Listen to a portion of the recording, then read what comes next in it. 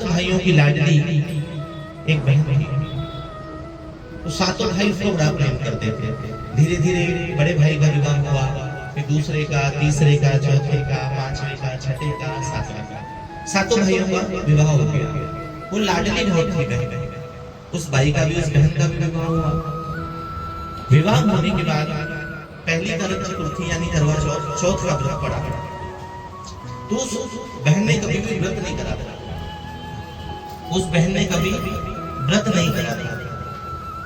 अब सातों भाइयों को तो बड़ी चिंता होने लगी कि भाई आज करवा चौथ का व्रत है, तो ये किस प्रकार करेंगे। अब भाई भाभियां जो है वो हंसी करने लगे, हंसी ठिठोली करने लगी। भाई भाभियों का तो फर्ज होता है ना ननद के साथ हंसी करना। तो भाभी हंसी ठिठोली करने लगी कि भाई आप करवा चौथ का व्रत कैसे रखोगे। उन्होंने कहा जैसे हर एक चीज। अब कार्तिक मास की कृष्ण पक्ष की चौथ आ गई। कार्तिक मास के कृष्ण पक्ष की चौथ आ गई। तो चौथ के दिन उसने क्या करा, व्रत करा। अब व्रत करा तो भूख और प्यास से बड़े बेचैन होने लगे। तो आज के दिन चंद्र भगवान जो होते हैं ना, वो थोड़ा विलंब से प्रकट होते हैं। या तो बादल आ जाएगा, या कुछ नक्षत्र कहे गोचर का ऐसा कारण होता है कि चंद्र भगवान ना हर किसी को नहीं दिखते, हर किसी को दृश्यमान नहीं होते। तो क्या होता है, उसने व्रत करा, सारे दिन प्यासी रही। शाम को भाइयों की चिंता हो गई, कहीं ऐसा ना हो भूख और प्यास के कारण हमारी बहन मृत्यु को प्राप्त ना हो जाए, मृत्यु की ग्रास ना हो जाए। उसमें से एक भाई चढ़ा, पीपल के वृक्ष के ऊपर चढ़ा, सीढ़ी लगा के और एक छन्नी के अंदर में दीपक जला दिया। भाभियों को ये बात याद थी कि जो इसके हमारे जो पति देव है सबके, वो क्या कर रहे हैं, झूठा चंद्रमा बना रहे हैं। तो उसमें से एक भाई आया, आके बोला भाई बहन देखो चंद्रमा उदित हो गया है। तो उसने कहा भाभियों से कि भाभी साहब तुम भी चलो, चंद्र भगवान का दर्शन करते हैं। तो भाभियों ने एक ताना मारा, हमारा चंद्रमा उदय नहीं हुआ है, आपका चंद्रमा उदय हुआ है, आप जाकर चंद्र भगवान को अर्घ दे दो। वो भोली थी, उसने कभी व्रत पूजा कभी करा नहीं था इस प्रकार का निर्जल व्रत। वो गई और चंद्र भगवान को अर्घ दे दिया। उस छन्नी में जो दीपक था उसको चंद्र भगवान समझ के अर्घ दे दिया। अब भाभियां तो पूजा पाठ में लगी हुई थी। उसने जैसे ही पहला घास तोड़ा, पहले घास में बाल आ गया। इसलिए स्त्री को चाहिए, आपने बड़े बड़े 5 स्टार होटलों में देखा होगा, जो वहाँ के वेटर होते हैं, जो वहाँ का भोजन बनाते हैं, वो अपने सिर पे एक टोपी लगाते हैं। उसका कारण ये नहीं है कि वो फैशन में टोपी लगाते हैं, उसका कारण यह है कि उनका जो बाल है भोजन में ना गिर जाए। भोजन में बाल आना बहुत बड़ा अपशगुन होता है। तो इसलिए स्त्री का सबसे पहला फर्ज है कि जब वो भोजन बनाए तो सिर को उठाकर तब भोजन बनाना चाहिए। अगर वो सिर को ढाक के भोजन नहीं बनाती, उसके घर में कभी भी धन की वृद्धि नहीं होती और कला कलेश हमेशा बना रहता है। तो पहला घास तोड़ा तो बाल निकल गया, दूसरा घास तोड़ा तो बिल्ली के रोने की आवाज आई, तीसरा घास जैसे वो लेने वाली थी मुखारविंद में अपने, तो तुरंत उसके ससुराल से खबर आ गई कि आपके पतिदेव बहुत अधिक बीमार हैं, चलिए। भाई उसको लेकर गए, वहां जाके देखा तो पतिदेव जो है मृत्यु को प्राप्त हो गए। भाइयों को समझते देर नहीं लगी। भाइयों ने अपने ही गलती के बारे में अपनी बहन को ज्ञात करवाया कि किस प्रकार से हमने चिमनी के अंदर में दीवा जला के चंद्रमा को दिखाया है। उसको समझते देर नहीं लगी। उसने माँ भगवती जगदम्बा चौथ भवानी जो माँ गौरा का स्वरूप है, उनसे प्रार्थना करी कि हे जगदम्बा मुझ पर कृपा कर।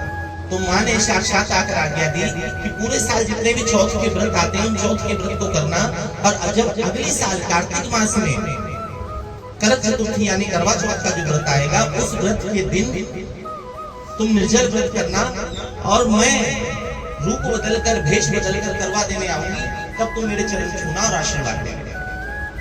पूरे साल चौथ के व्रत के दिन निर्जल, पूरे साल हर चौथ का व्रत उसने निर्जल करा। माँ ने तो एक ही व्रत के निर्जल आज्ञा दी थी, लेकिन उसने हर चौथ का व्रत निर्जल करा। और निर्जल करने के उपरांत उसने क्या करा, जब करवा चौथ का व्रत आया तो माँ एक कुम्हारन का रूप करके आई और बोली कि हे सुहागनों करवा ले लो, हे बड़े भागनों करवा ले लो। इस प्रकार जब माँ ने उच्चारण किया तो गई और चरण पकड़ ली कि माँ मुझे आप आशीर्वाद दो। तो उन्होंने कहा कि आप मुझे संतान का आशीर्वाद दो। तो माँ ने कहा दूधो नाव पूतो फलो। तो बोला माँ ये आशीर्वाद आपको बना के रखना है, क्योंकि मेरे पति देव जिंदा होंगे तभी मेरे संतान होगी, आप मेरे पति को दीर्घायु दो। तो माँ ने तथास्तु कहा और बोला कि हे बड़भागन, हे सुहागन, तूने मुझको ठग लिया, तू मुझको पहचान गई, तो इसलिए हे चौथ भवानी, जिस प्रकार आपने उसके पति की रक्षा की, देखो सबके पति का शब्द मत बोलना, मैं कई जगह सुनता हूँ कहते हैं सबके पतियों की रक्षा करना, नहीं, बोलो मेरे पति की रक्षा। कई मंदिरों में मैं सुनता हूँ, मुझे अच्छा नहीं लगता कि क्या सुना रहे हैं। हे चौथ भवानी, हे करवा चौथ माता, जिस प्रकार उसके पति को प्राण दान मिले, सदा मेरे पति की रक्षा करना। हम दोनों में कभी अधिक लड़ाइयाँ ना हो, क्योंकि लड़ाई जरूर होती है, अधिक लड़ाई ना हो, और हम पे कृपा करो, हमारे आगे जो बच्चे हैं वो भी संस्कारी हो। ये वाले जो चावल हैं आप अपने प्लेट में अलग से रख लो या अपने पल्ले में बांध लो, जब आप अर्घ दोगे तब ये चावल आपको प्रयोग करो। बोले चौथ माता की बस्ती है, कर बोले से तो ब्रह्मा प्रभाते कर दर्शनम।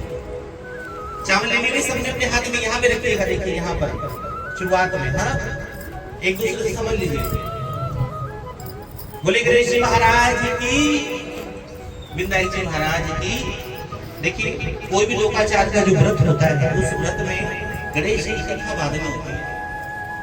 जैसे सकट का व्रत है तो सकट के व्रत में पहले सकट की कथा होगी, उसके उपरांत गणेश जी की कथा होगी।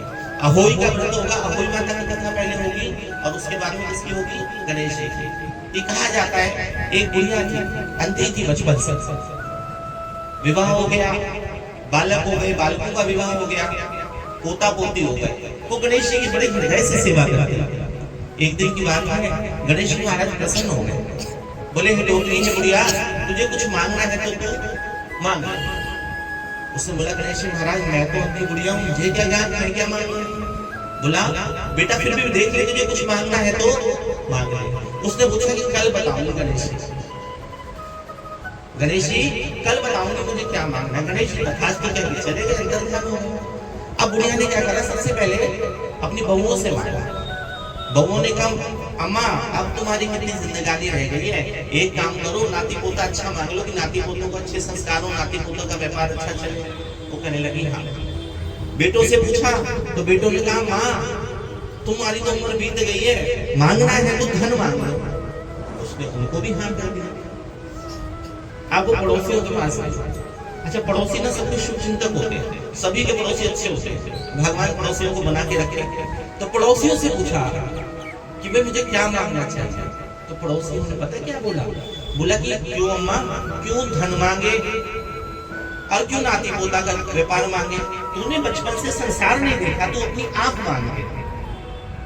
बुढ़िया ने उनको भी हाँ कर दिया।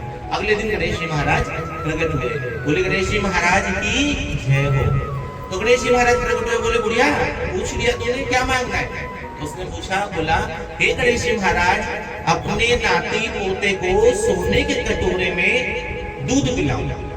एक ही लाइन में सब कुछ मांग दिया, नाती पोते को सोने के कटोरे में दूध पिलाऊं और मैं देखूं। सोने में कटोरे में, सोने का कटोरा जब कब होगा, जब आपके पास धन होगा। नाती पोते को दूध पिलाऊं और दूध जब ही होगा जब नाती पोता होंगे, नहीं तो आधे किलो के दूध में काम चल जाता है। और देखूं तो आप भी मांग लिए। तो गणेश जी महाराज से प्रार्थना करिए कि हे गणेश जी महाराज जिस प्रकार उस बुढ़िया को अन्न धन से संपन्न किया, हम सबको करो। अब यहाँ पे सब बोलना, हम सबको भी अन्न धन से संपन्न करो। अब एक दूसरे के कलश में ये चावल थोड़ा थोड़ा डाल दीजिए, उसी हाथ से डालना है। ये देखो गलत कर रही है, देखो उसी हाथ में रखिए, ऐसे डालिए, हाँ उसी में डालिए, इसी हाथ से थोड़ा पास गिरना नहीं है, एक दूसरे के कलश में डालना है। बोले गणेश जी महाराज की जय हो। अब एक काम करिए, सब अपने दीपक जलाइए, पंखा बंद कर दीजिए। बढ़ाओ इनको दो, कोई बात नहीं, इनको दो, आगे बढ़ो, आप आगे दो।